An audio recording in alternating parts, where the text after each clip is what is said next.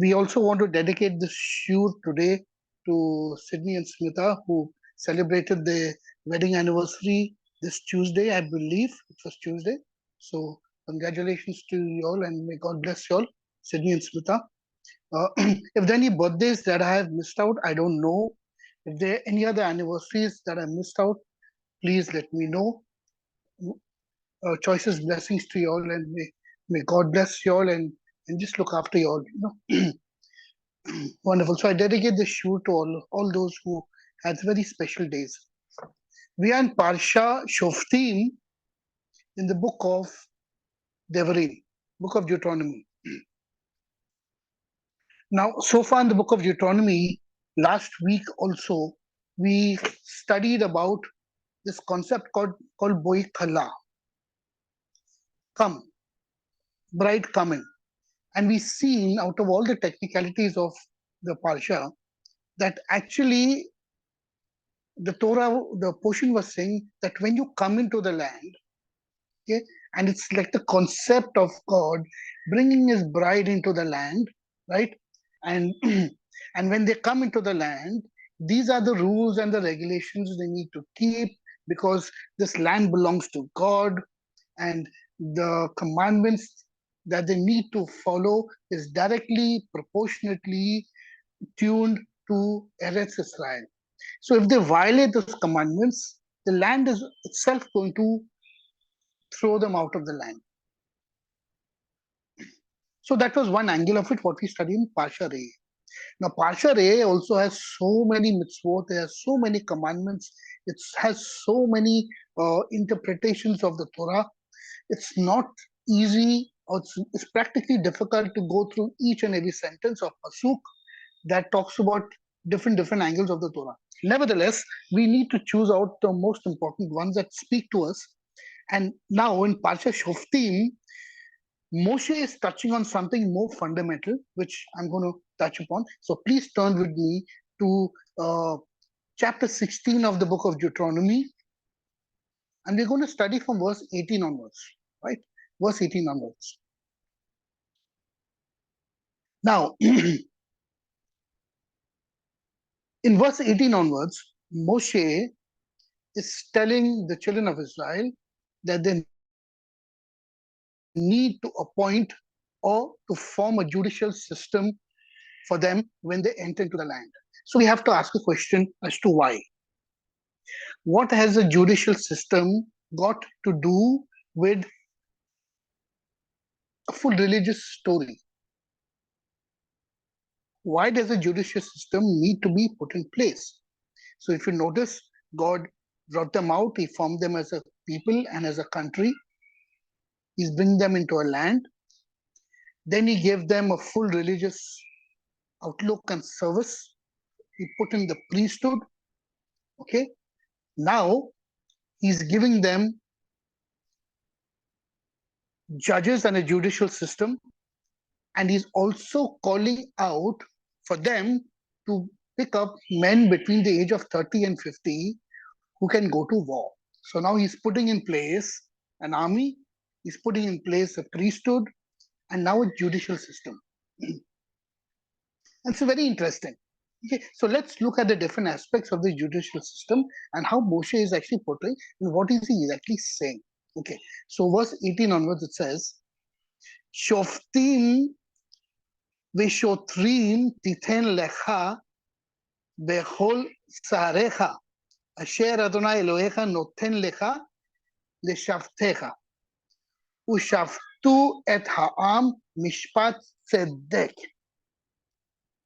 Judges and law enforcers, okay, like police people, shall you appoint in all your cities, which the Lord your God gives to you for your tribes, and they shall judge the people with righteous judgment. So we come across this word called Mishpat Tzedek. What is Mishpat? Mishpat has got to do with giving decrees, right? When a judge sits and he passes an order, he gives a decree, that exactly is what you call Mishpat. So you cannot deviate one word here and there from the order that the judge has given. That is mishpat. So mishpat, tzedek, righteous judgment. Okay. Why is Moshe saying this at this point of time? And what is so unique about this entire story? Okay. And we will run through the entire portion and we will realize how entwined is this righteous judgment in all that this Torah portion has to say. Let's keep reading. You shall not pervert judgment. You shall not take a note of someone's presence, and you shall not take a bribe, for the bribe will blind the eyes of the wise and make the righteous words crooked. Who is he talking to? Point number one. Is he talking to the people or is he talking to the judges? Point number two. Question number two. It says, you shall not take a bribe, as if giving a bribe is not a sin. Giving a bribe is also a sin. So, what about only taking a bribe? Which means Moshe is talking to the judges. Therefore, we have to oscillate between one, who is Moshe talking to first, okay, and what is the context he is talking in. Let's read this again. Judges and officers shall you appoint in all your cities, which the Lord your God gives you, for your tribes, and they shall judge the people with mishpat, tzedek, with righteous judgment. Then he talks to the judges. You shall not pervert judgment, and you shall not take notice of somebody who you think is important, and you shall not take a bribe, for the bribe will blind the eyes of the wise and make words crooked, and it will distort judgment. And then it goes on to this very, very famous words, very, very famous pasuk, where you all must have heard all over. It says, Tzedek, Tzedek, Tirdof. Righteousness, righteousness shall you pursue. Righteousness, righteousness shall you pursue. Very interesting. Now, how do I pursue righteousness? Is it possible to pursue tzedek righteousness or righteous judgment? Tzedek can also mean justice. It can also mean righteous justice, okay, that I have to pursue. Okay, I know that I have to pursue righteousness, but how am I supposed to pursue righteousness if I don't get justice in my life first? This is very, very important. Now, what do I mean by justice? Each one of us are a product of our environment. Each one of us are a product of someone's cruelty, someone's rejection, somebody's, I'm talking within the family, within your peer group, within your colleagues, within your community, within your church circles, within your congregation. We are constantly negotiating a space with the community. Sometimes we are accepted, sometimes we are rejected, sometimes we are hurt, sometimes we are used as mules, sometimes we are used and thrown. You know, we as people experience all these things all the time. But then we say, you know, forgive and forget, which you have to forgive. Yeshua says, 7 times if your brother has harmed you in a day, and 7 times he comes and says sorry to you, 7 times you will forgive him. Done. Close chapter. Yeshua said it, close chapter. But will you forget?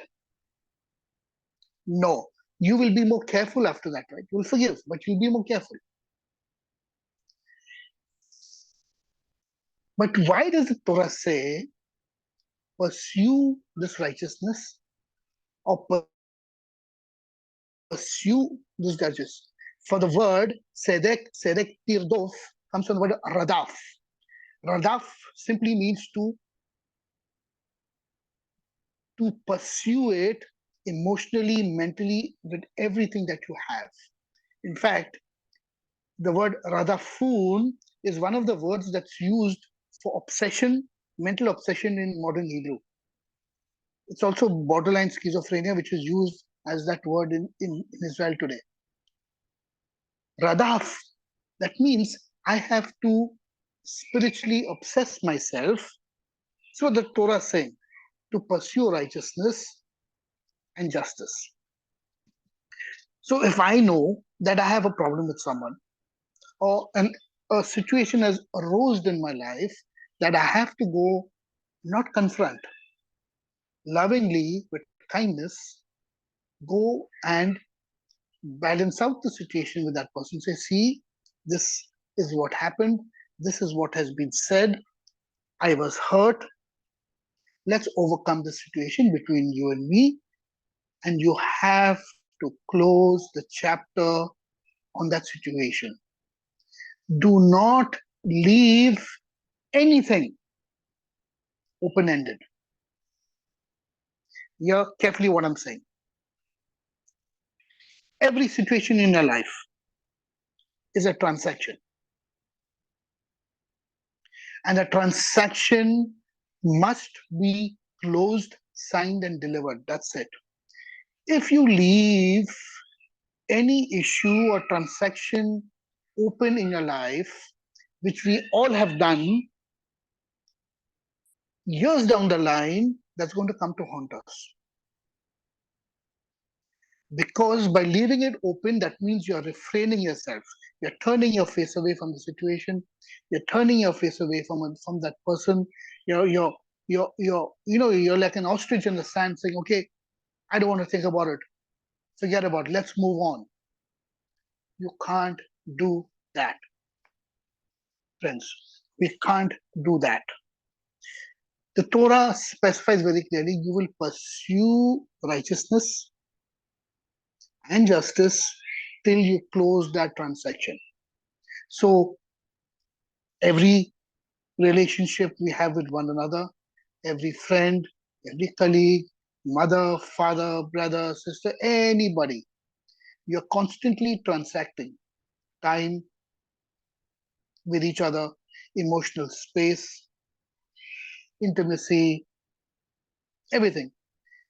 Be very, very self-aware and with alacrity to look on every relationship and say, have I left something open out here?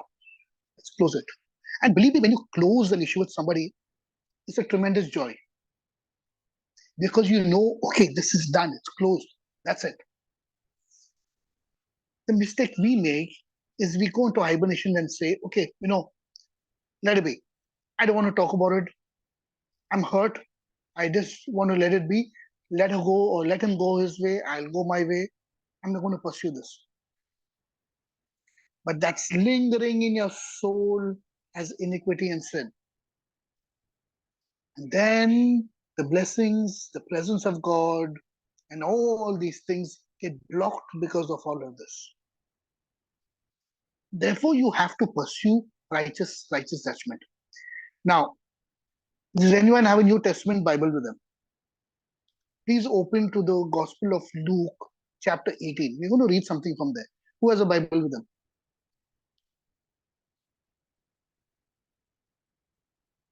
Does anyone have?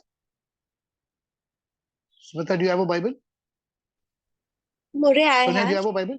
Yes, read More. chapter 18 of Luke and read verses 1, 2, 4, 5, I think. Let me get my Bible also. Luke, Read. Luke? Yeah. Luke chapter? 18. 1, 8.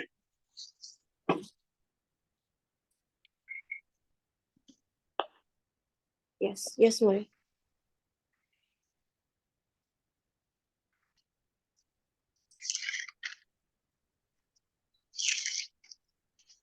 Read. Luke chapter 18, which verse onwards? Verse 1 onwards. Should I read or you'll read, More? Yes, no, you read. And he spoke a parable to them to this end, that men ought always to pray and not to faint, saying, there was in a city a judge which feared not God, neither regarded man. And there was a widow in that city, and she came to him, saying, Avenge me of mine adversary. And he did not for a while, but afterward he said within himself, Though I fear not God, nor regard man, yet because this widow troubles me, I will avenge her, lest by her continual coming she weary me. And the Lord said, Hear what the unjust judge says. And shall not God avenge his own elect, which cry day and night to him, though he bear long with them? I tell you that he will avenge them speedily. Nevertheless, when the Son of Man comes, shall he find faith on the earth? Hmm. And that's it, That's no? it. That's it. Thank That's it. So Yeshua is also dealing with this concept of judges, right? But he specifically points out about a judge who's a corrupt judge. A judge that does not fear God, neither does he even care about any other man. He just does his own things. But Yeshua is saying something important out here. He says, how do you pursue righteousness and how do you pursue justice? You relentlessly pray to God, point number one. You relentlessly pray to God, point number one. And he says, you will pursue. So the action of Radaf, Sedek, Radaf, Yeshua is talking Torah out here. What did we read in the Deuteronomy? Sedek, Tirdof, Leman, Tihaye, Vayirashta et Haaretz asher Adonai Elohecha noten lecha. Righteousness shall you pursue so that you will live and take possession of the land that the Lord your God gives you. This is very foundational for them to enter and live in the land. That means when they enter the land, they have to be kind and loving to one another. If the society is good, you do not need a very strong judicial system. If people are good, you don't be very heavily dependent on laws and bylaws and rules and regulation and constitution. You don't, because the people are bad. We need a strong judicial system. Now just think in this world that we are in today. If we never had laws, you think you and me would be safe in this world today? No, no. And God knew this. So he told Moses, he said, these people are a stiff-necked people. And don't make Kitchen of Israel an extension of this. I think all of humanity, in their own way, are equally bad. Equally bad. So God says, you'll put into place the system. But Moshe warns the judges. He says, you shall appoint judges under you, okay, and you shall appoint police officers to enforce the law, okay, so that justice will be served and justice will be served to the people. So, like this woman that Yeshua was talking about, this lady who comes and is pestering the judge, please give me a solution, please, whatever her trouble was. Maybe someone was, uh, uh, you know, had robbed her, someone had confiscated things from her, maybe she'd been alone, maybe it's her children, or family, or whoever was giving her a tough time in life, or she was wronged. The judge finally said, okay, let me deal with this. As this lady is becoming a real pain, let me do. So Yeshua says, look, even though that judge is an evil person, yet he has to dispense justice. So think for 1 second. If you and me are the children of Almighty God, of the just God, and we come to him and say, you give me justice, Father, in everything, will he not give that kind of justice to us? Of course. This is the process as a part of the individual rectification of a soul. And it all starts with me first realizing, 1 second, I'm a product of my environment. I'm a product of many hurts, many issues, lots of rejection, illnesses, whatever has been my life so far. Okay. And when I close my eyes every day and I look deeper within myself, I'm just crying out. I say, Lord, why did this happen to me? Why am I in this pain? Why am I in this problem? That was not now, it's years sometimes. Years. Lord, why? Why do I have a spouse who's bad? Why do I have children that don't listen to me? Why do I have to have financial problems? Why do I have to have a job and that doesn't pay me well? Whatever my problems are in life. At the end of the day, we all feel slighted. Say, Lord, give me justice in my life. Please, Lord. We need to come before Him and say, Lord, balance me out, release me. But I also have to go to the person and close that transaction. Believe me, everything in life is a transaction. And when I'm saying transaction, it's not only a money transaction. A transaction can be simple words with one another. That's it. Even a gesture. Just think, uh, you come to court, okay? You've been asked to come to court for something, and you walk into the court and suddenly look at the judge, and your judge is a friend of yours. And you're like, my friend, give him a big smile. How should the judge respond? Let me tell you, the judge will look at you and he'll just turn his face away and he'll go back into what he's doing. Because he does not want to be compromised.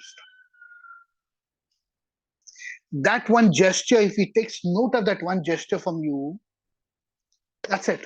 It's a bribe. It is a bribe. So you see, the Torah is talking to us in such critical points of self-awareness that we have to be very self-aware of how we live our lives. And Moshe is telling them, you appoint judges and police enforcement people and make sure they enforce the law to have righteous judgment, because the people will want to be justified in their lives inside and the outside with situations in their lives. And you, as judges and police officers, you have to bring it to a conclusive end. We are constantly looking at, my spiritual life. I want to be justified with God. I want to be do this. But you can't be justified with God unless you close all transactions with one another out here first. First. And it says you not take a bribe. What about the person who's giving a bribe? Why doesn't the Torah say anything about a person giving a bribe? Because giving a bribe is anybody can give a bribe or initiate giving a bribe. But the choice to receive a bribe rests with the judge or the person in power or the person who has the office of accepting that bribe to do something. Right? So Moshe now is telling them, this is a fundamental point that you have to take care of when you're entering into the land. Let's go a little ahead.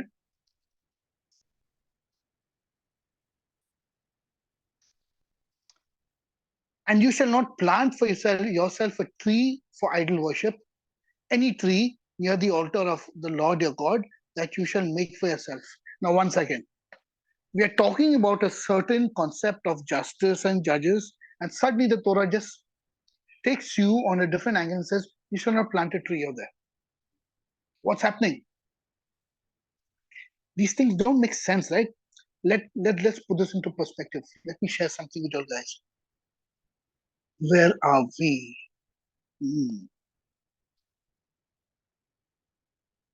So I was sitting and I was studying this last night, and I said I'll just make a kind of a presentation and share it with all guys.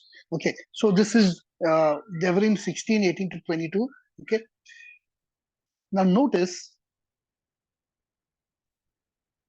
what it says out here. Shoftim ve stotrim titen lecha bechol asferecha. Okay, and then it used the word, you should not plant a tree. Whole etzel mizbach Adonai. That you will not plant a tree in the vicinity etzel mizbach Adonai. Now, I want you to know this word tree or etz. Tree or etz is the same word that's used for the bones in the body. From where you get the word etzem. Etzem. Same word. What's the difference between a tree and a stone and a rock? What's the difference between a tree and a stone or rock? The Torah considers a tree to be living, while a rock, although it has a different type of life and a soul, but it's not living. The tree grows, it respirates, it gives fruit. Okay. Only thing, it does not have that intelligence of operating like a human being. But a tree is called etz because it resembles the etzem or the bones of the human being. Now, when God created Adam and Chava and He created humanity, He put into them spiritual DNA. I'm not talking about the mitochondrial and the ribonucleic acid in the human being. I'm not talking about the DNA, RNA of the human being. I'm talking about the fundamentals of even that. So the coding got put and manifested in the DNA and the RNA is the etzem that God coded each one of us with. And that etzem now is how you and me are living in this land and on this earth. Because that gives us our individuality. If that etzem is corrupted, everything in our life is corrupted. And that etzem is got to do with our bone structure. And the bones produce blood. The marrow of the bones produce blood, dam. And the blood is the nefesh, is the life. Right? So, suddenly, why does the Torah talk about planting a tree out here? Now, put this into perspective. It's saying that you will not plant a etz. That means you will not supplant or replace God in all His Torah by another person who is corrupt. This is what the Torah is saying in a very different way altogether. So that is why Moshe is telling them, you be righteous in your judgments. You judges, do the right thing. If your etzem is corrupt, you're just as good as an Asherah tree being planted in the vicinity of Jerusalem that is corrupt and in the vicinity of the Holy Temple. Wow, Moses is saying something very different out here, my friends. It's absolutely brilliant.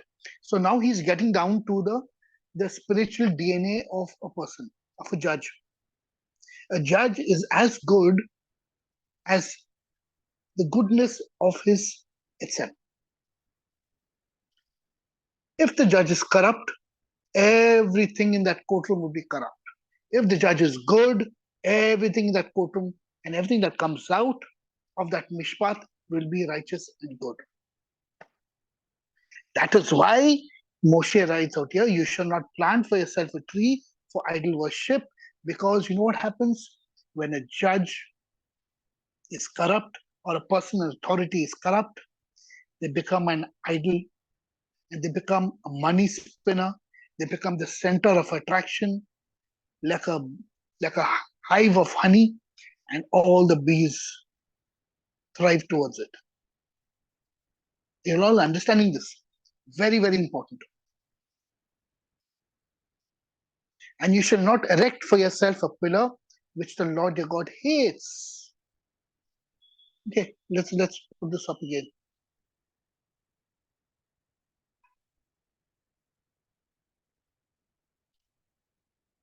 Hmm? So I want to quote now. There was a sage called Orachaim. Okay, the light of life. He Orachaim was somebody who was one of the greatest sages. He was really tremendous. And these are his words. This is what he said.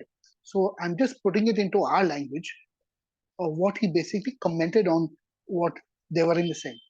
The sage of Orachaim gives us a commentary in this section saying that the children of Israel were supposed to be very careful in appointing a judge to adjudicate cases. The judge should be of sound character and tamim. He should be blameless.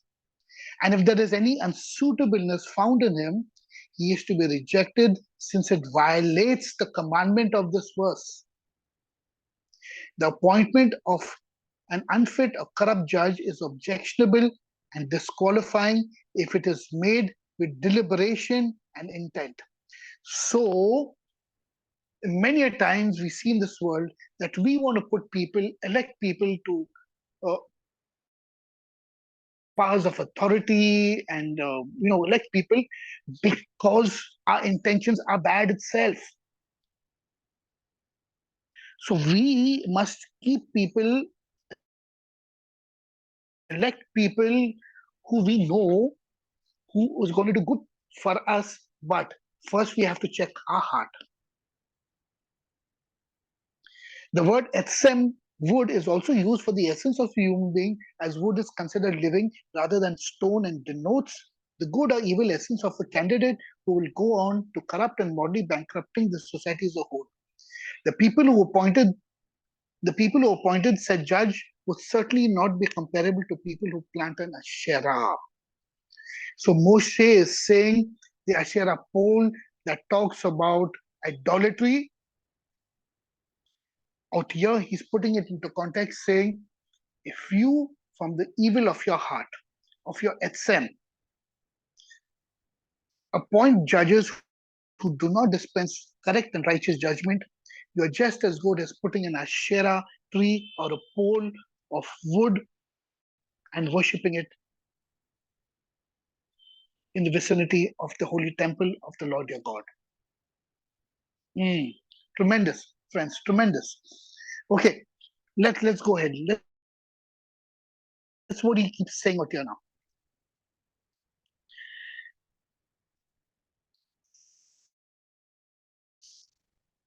Because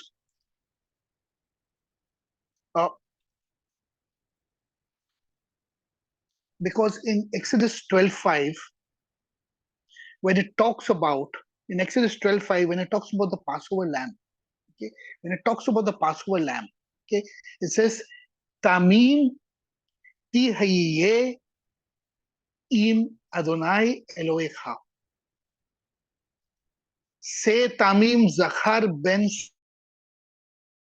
Shana, you shall take for yourself a say Tamim, a flawless. The word Tam is flawless. You shall take for yourself a flawless lamb, Zachar male, and it uses the word Ben Shana.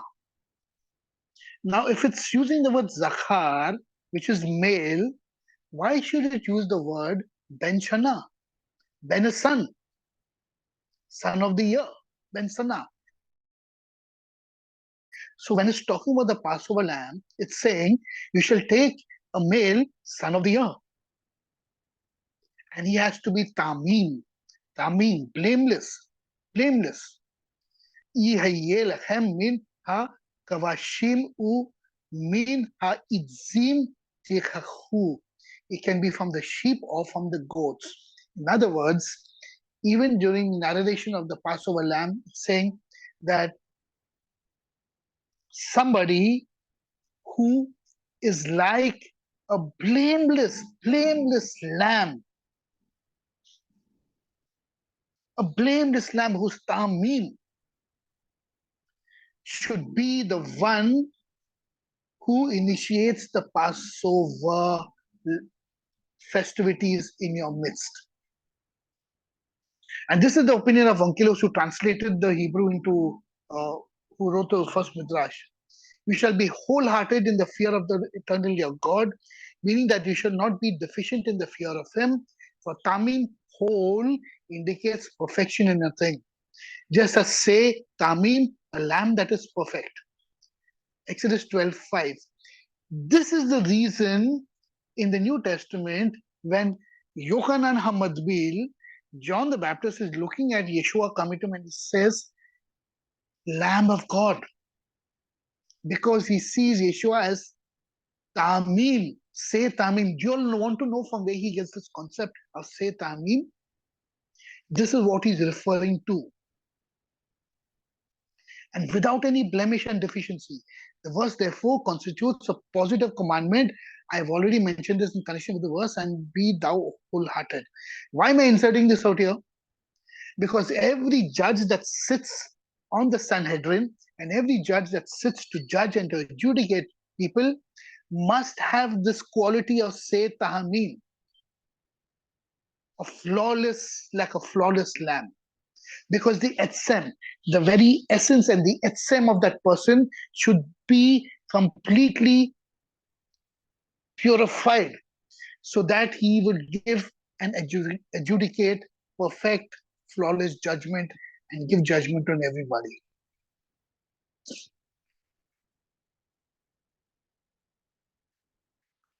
Wow.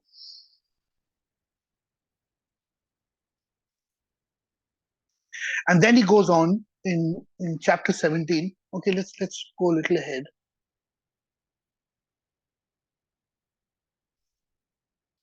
Listen, see how everything is connected in this chapter, right?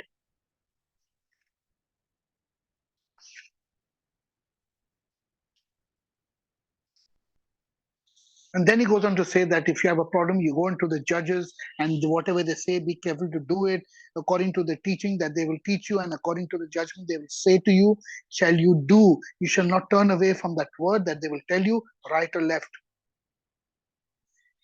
And the man that will act with willfulness and not listening to the Kohen who stands there to serve the Lord your God or to the judge, that man shall die, and you shall destroy the evil among Israel. The entire nation shall listen and fear, and they shall not act willfully anymore.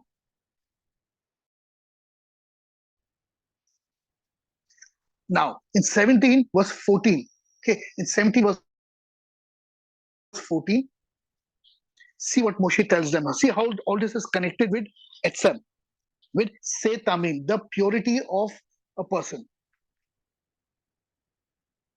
Ki tavo el haaretz asher Adonai Elohecha noten lecha v'arishta v'shavta ba v'amarta ashima elai melech be'kol hagoyim asher savivotai.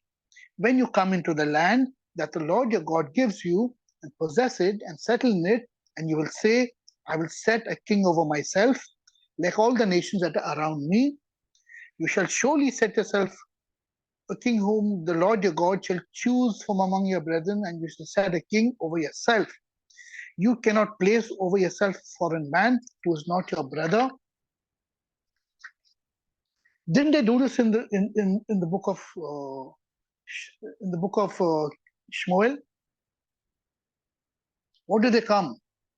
They came to Samuel the prophet, Shmuel, and said, set us a king. Give us a king. But Moshe is saying this 500 years before that, even more. Moshe is saying, yes, you will set up a king. But the king has to have some qualifications. He has to have, first of all, he has to be one of the children of Israel. He has to be Jewish. He cannot be anyone outside of being Jewish. Point number one. Point number two is that God will choose the person in his time and in his season. What happened with Shmuel? They went to Shmuel and said, "Give us a king now, give us a king now." But what was the king they merited? Because the people, now listen to this, why I'm getting this to this point. The people with the evil intent of their heart requested the king like the nations.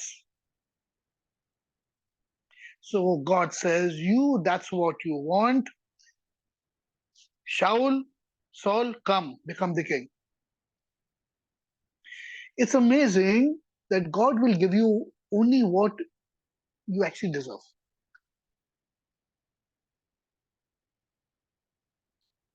It's amazing. Sometimes we sit and complain, why is this country in this? Why do we have uh, problems in the country? Why do all these things? It's because we're electing the people we want. Why is our church in a mess? Why are all the elders of the church in a mess, congregation? Because we are encouraging the people we want. Because our HSM is not rectified. Therefore, we are creating the situation. God saying, "This is what you'll have chosen, so you will get the appropriate solution to your problem." It only complicates everything else, friends. You see, how do you pursue righteousness and justice? It all starts with you.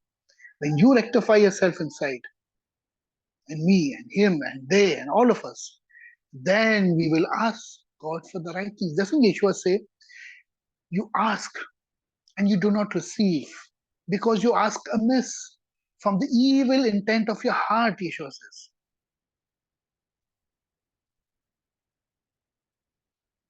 Because we do not know what we are asking God for. So now here Moshe is even touching the king. That means the king has to be of a certain caliber.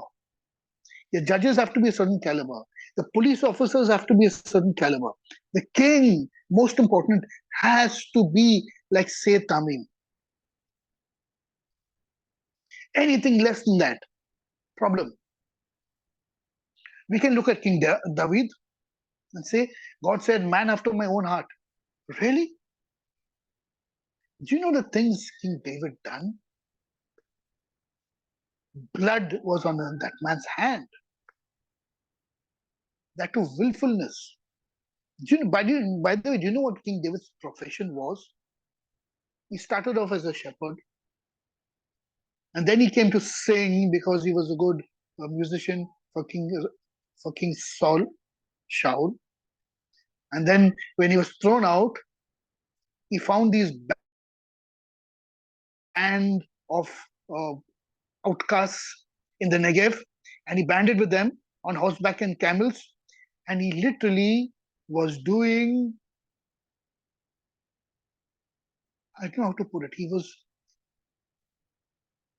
was a protection agent, what they would call Vasuli, Mandavli Vasuli agent. So if he found any rich person like Nawal, he will go to Nawal and say, "Okay, you got so much riches, me and my people will protect you, pay us so much." This is what David was doing. Can you now just think, just imagine? And when Nawal refused to pay him, he said, "This man, ungrateful man, I have helped him, I have protected his wealth and all, and now he's refused to give. I'm going to go and destroy him." And before he comes to destroy him, his wife Abigail comes and pleads, says, "My lord," he said, "my lord David, please forgive my husband because he's foolish. He does not appreciate what you've done for him." King David was no saint, but yet God says, "Man after his own heart." Not because he done rubbish, because he done things like you and me. But when he realized his sin, he fell on his face and said, "Lord, I have sinned and sinned towards you, and only you, Lord, I have sinned." And he truly repented. He never buried his head in the sand like an ostrich or refrained, and he didn't close the chapter. Towards the end of his life, King David was closing all chapters, all transactions that he done in his life. Read his life carefully. He called Shlomo and he said, before he died, he said, see this man, he was kind to me. Look after his family. This person, this. He instructed King Shlomo about everything. Everything. And these are some things we need to learn from King David. One day, hopefully, when we study the life of King David, we'll touch upon all these amazing points. How King David learned to close every transaction in his life. But that only comes when we're humble and we are able to want to rectify. And I keep telling this to everyone that when we learn Torah, it's just not Bible study. It's not that I come, oh, what a lovely Bible study we had. What a beautiful, what knowledge, what understanding, what we've learned today. Beautiful. But you know what? No internalization, no rectification. When you're studying Torah, Torah will change your personality. It will deal with your hurts. It will deal with people in your life who have hurt you, said things to you. It's going to push you to the wall. It'll cut away your time. It's going to give you an excruciating situation only because the Torah is pushing you to close all transactions of your life. So the king now has to have some caliber. You shall surely set over yourself a king whom the Lord your God shall choose from among the nations, from among your brethren, sorry. And you shall set a king over yourself. You cannot place over yourself a foreign man who is not your brother. Only he shall not have too many horses for himself, and he will not return the people to Egypt in order to increase horses. You shall never ever return back to Egypt again. And it shall be when he shall sit on the throne of his kingdom, he shall write for himself 2 copies of this Torah. Every king of Israel was mandated to bring the scribe, sit down, and to learn and to write the Torah. Now let me explain to you why. Learning Torah is not about just reading and doing Bible study. Wow, okay. Learning Torah is about sitting down and writing one consonant at a time. And as you're writing, this is deep meditation. When you're deeply meditating, as you're writing this book, you're learning one mitzvah. Okay, this is what Torah said. I never read it before. Maybe I read it, but I didn't catch it. Wow, beautiful. Maybe this is what God is saying. And then Torah starts replicating and you're just flowing out of Torah out of you. All the divine presence comes, rests upon you, and opens out all revelation. Amazing. To be a sofer, the king had to sit and he knew everything of the Torah. Because being a king, he himself had to give righteous judgment. Without the wisdom of God and the wisdom of the Torah, one could not be a king in Israel. No way. And it shall be that when he sits on the throne of his kingdom, he shall write for himself 2 copies of the Torah in a scroll from before the Kohanim and the Levites. It shall be with him, and he shall read from it all the days of his life, so that he will learn to fear the Lord his God and observe all the words of this Torah and these decrees and perform them,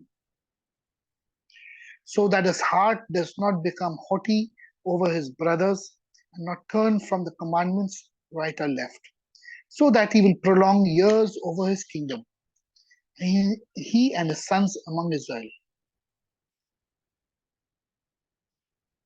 Wonderful, isn't it, friends? Really wonderful. Okay, chapter 18 now goes and talks about the Levites and the inheritance.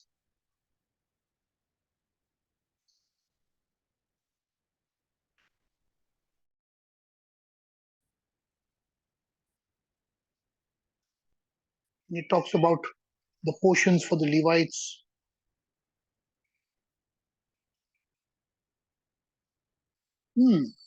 Interesting.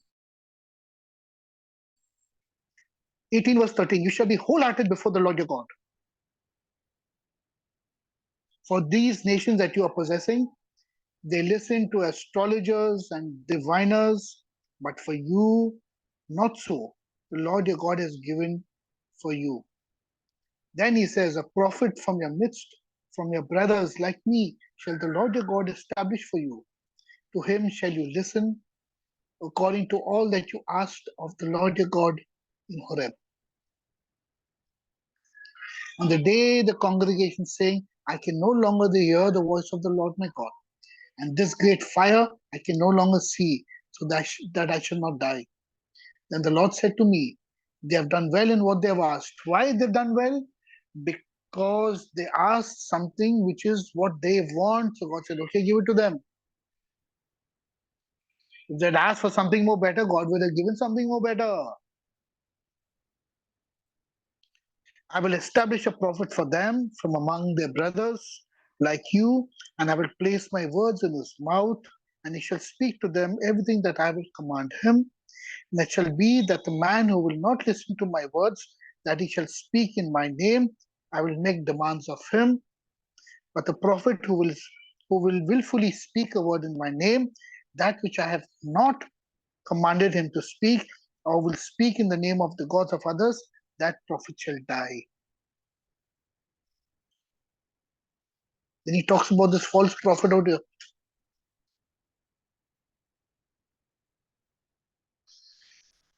Oof, unbelievable.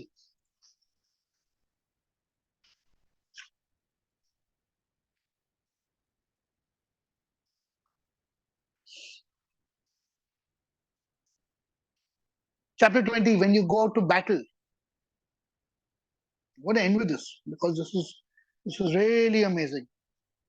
Now see the kindness of God and how deeper and far brilliant the Torah is in its reading. Okay, listen.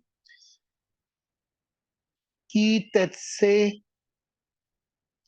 le malchema al aivecha verait suf verachav amrav memech lo tira mahem ki Adonai Elohecha mecha amalak aletz Mitzrayim. When you go out to battle against your enemy, and you see a horse and a chariot, a people more bigger than you, and you shall not fear them, for the Lord your God is with you, who brought you out from the land of Egypt. Okay? And then you shall strengthen your hearts. Let your heart not be faint. Do not be afraid. Do not panic, and do not break down before them. Why does God say this?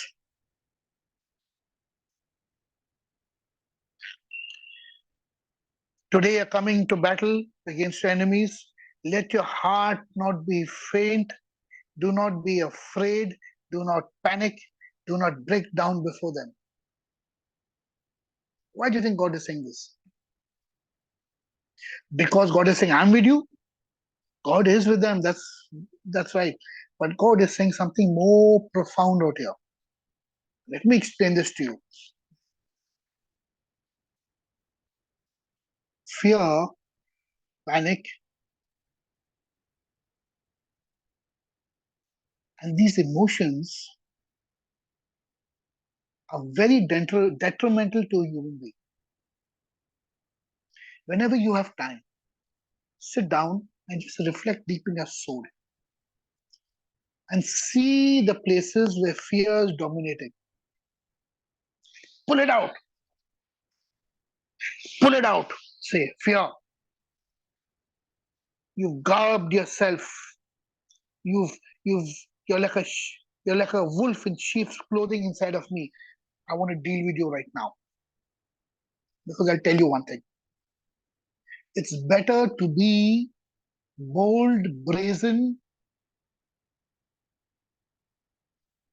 and aggressive than to be fearful. in all circumstances of your life. If you're challenged, stand your ground. Very easy said than done. Stand your ground with bravery. Don't cower down. When Yeshua was put to the test, he stood his ground. He never sinned with his mouth or his actions. He never said a word of sin.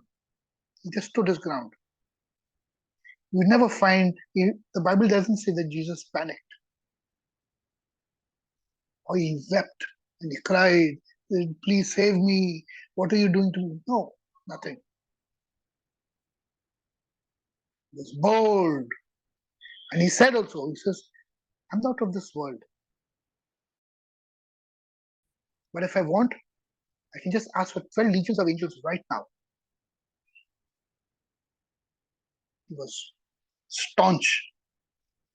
He was bold, brave. There's a reason for that. And this is exactly what the Torah is saying.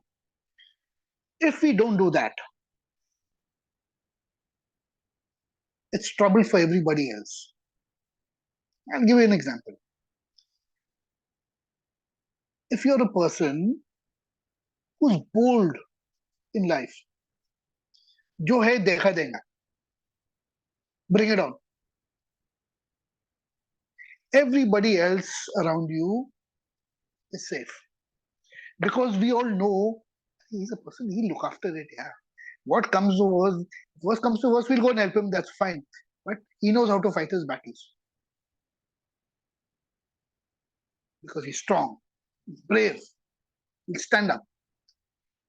But if the person is weak and panics, he's going to come running and then garner help from everybody, and then everybody will fall into trouble because of him. Because that person, that fearful person, is going to do some nonsense and put other people helping him in trouble. And this has happened umpteen amount of times. So God is saying when you go into battle and you're standing in array for battle, don't panic. Because you'll do something stupid and your people who are standing with you will lose their life because of you.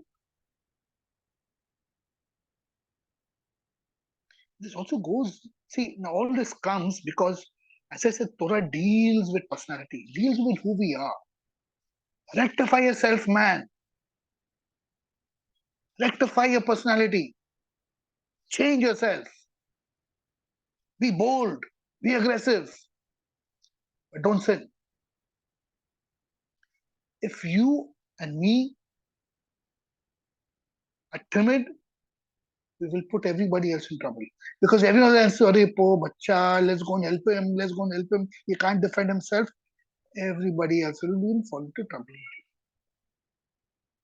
So he's saying, don't be faint, don't panic.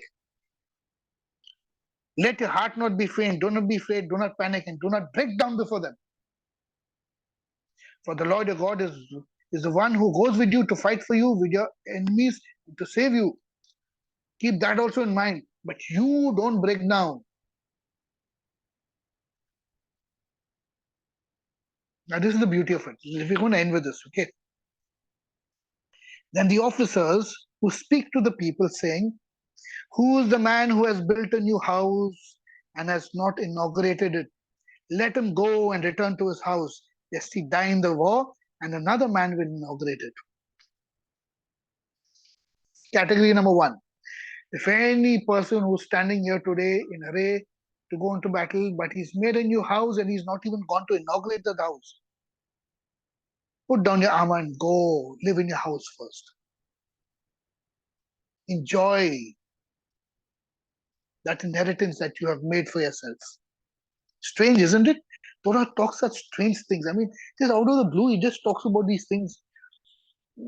Okay, what's the second category? And who is the man who has planted a vineyard and has not rendered it profane? Let him go and return to his house, lest he die in the war, and another man will render it profane. And another man will enjoy the fruits of that. What? And who is the man who has betrothed a woman and not married her? That she's that she's been engaged, that you've taken a wife, you've signed the contract, the katuva, this, that, but you've not brought her home in Nesuin. She's Erusin, but she's not Nesuin. Leave your array and go and be with your wife. Fulfill the desires of your wife. Go and do that. Now you must be wondering, why is the Torah saying this out here? Why?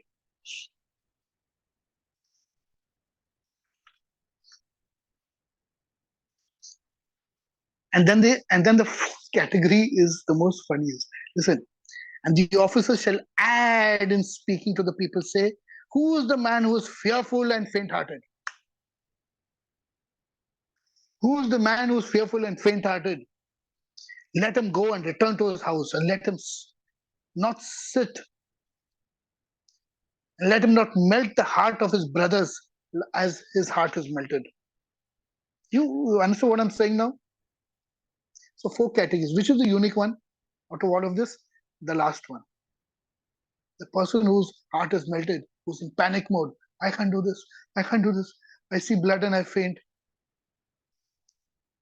God says, strengthen yourself. Be bold. Kazak. Okay, but why is God talking about all of this out here? Why is God talking about all of this out here? Oh, man. The secret is this. Just as you and me can hurt one another, and if I do something to you, or any one person does something to you, and stops you from enjoying your inheritance, you will never be okay with that person. You will never be okay with me. Suppose I'm a contractor.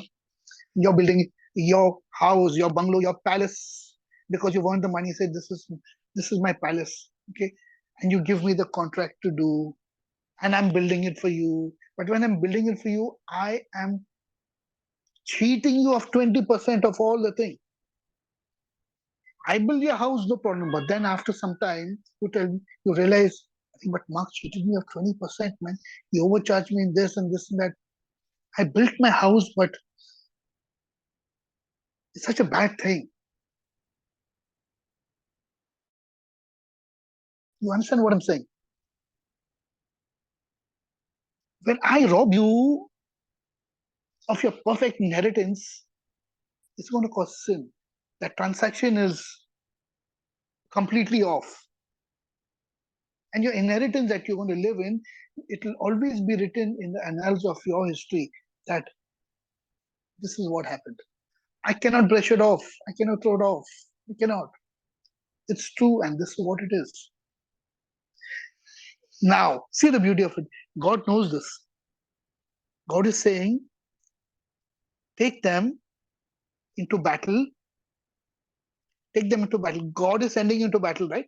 God is sending them. But He's saying, listen, if I send these four categories of people into battle, am I not creating the same situation as another person would do with them? See how sensitive God is. So He says, go back. And those who have nothing to lose can go into war. I will protect you, no problem. God, maybe if God allowed them to go into battle, they would come back maimed with one hand, one leg. They will not die, but it's amazing how God thinks about all these things, friends. Comes back to Yeshua, what Yeshua says. He says, you're going to cry for justice to God. God will give you the justice. But God has preempted everything even before. He says, before you go to war, don't go. Come, you go home first. Because I don't want you to go into a situation you're going to come back regretting. I made a house, I could live in this, that. No. You know, justice is the foundation. Righteousness and justice is the foundation of all our lives, my friends. We have to sit down quietly, look deep within ourselves and say, Lord, where am I hurting? Where am I smarting from? Why do I have so much of fear in this area of my life? What is this fear about? I'm masking this fear in smiles, plastic smiles. I'm not able to achieve things in life because of this fear. I'm not able to do this because of this. Lord, deal with all of this stuff. Help me to overcome it, that I can pursue righteousness and righteous justice. And I and if the matter is serious, I go to the elders of the church or the congregation and say, you know, please listen to me. Give me words of wisdom and impart justice to me. Call this brother, call this sister, impart justice. I want to close this transaction. It will be righteous in the sight of God. Too many people among the congregations are having problems with each other, not talking to each other, and yet they're coming and they're partaking of the Lord's table. Can't do that, my friends. Can't do that at all. This portion really struck me tremendously when God understands. He says, how can I send somebody into war, in battle, when he's got a wife at home?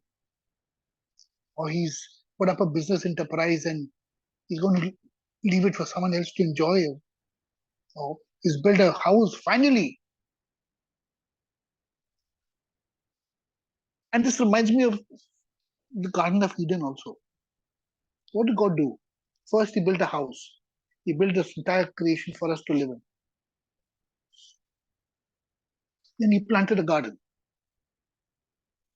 And then he created Adam and Chava. He said, then the garden. You see the kindness of God. I want you to see the kindness of this Creator. I want you to see how God looks at things in ways you can't even imagine.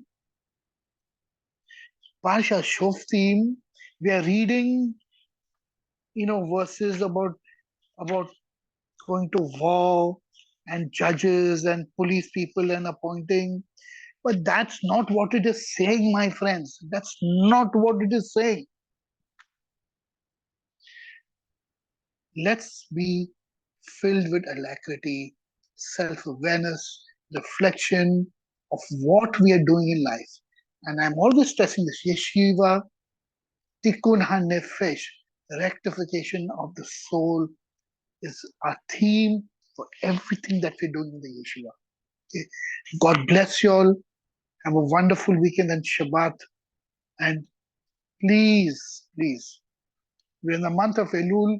Look back 1 month, 1 year, in fact, and say, Lord, 1 year, what has happened? What have I done? Let your kindness be kind to me. Don't put strict on Rosh Hashanah, on the day that you will appropriate all accounts of everybody's lives. Please look kindly upon me.